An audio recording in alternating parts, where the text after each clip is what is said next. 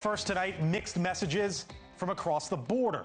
Leaders in Mexico's second largest state saying tonight they haven't heard from the FBI, even as NewsNation is told the feds have contacted Mexican authorities in the search for 84-year-old Nancy Guthrie. It fits seemingly a pattern here, as seemingly every day or close to it, we get a different story from authorities, depending on who you hear from. So our Brian Entin went to see for himself, crossing into Mexico and just returning back. What, if anything, do they know about the case there?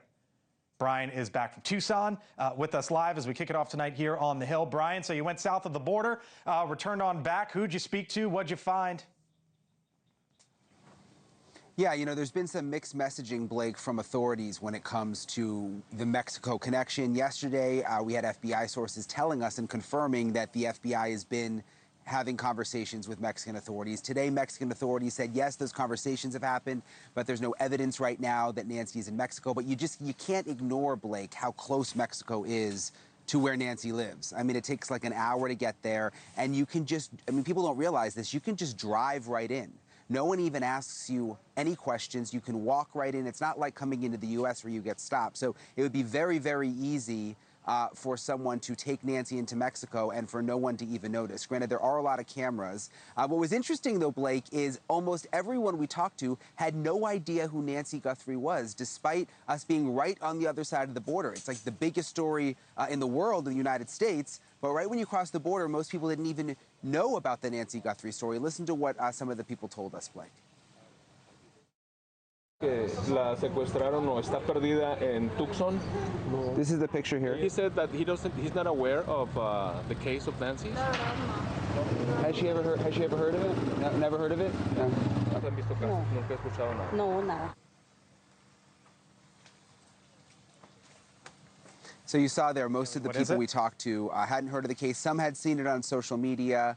But what was interesting is that many people kept pointing out the cameras. Even though you can drive right into Mexico and the Mexican authorities don't stop you, there are a ton of cameras. So you would imagine if they can get a vehicle description and they believe that that vehicle may have gone into Mexico, they could go back and review the camera footage, and that could prove to be very, very helpful, Blake.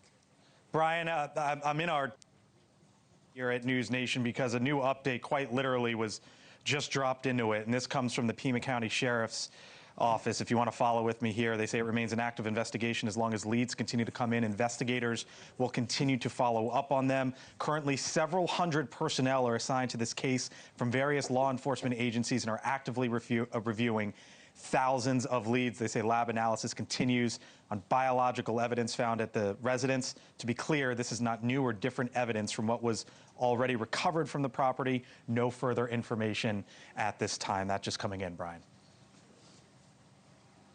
Yeah, so sort of more of the same. I mean, they're continuing to investigate leads. What they said about the DNA evidence in the house is somewhat interesting to me, because that to me is going to be one of the most important factors here. I mean, the glove, it seems like they've basically ruled out, but there is the stranger's DNA inside the house, and that's what we know they have started the genetic genealogy testing on, you know, like kind of like what they did with Koberger.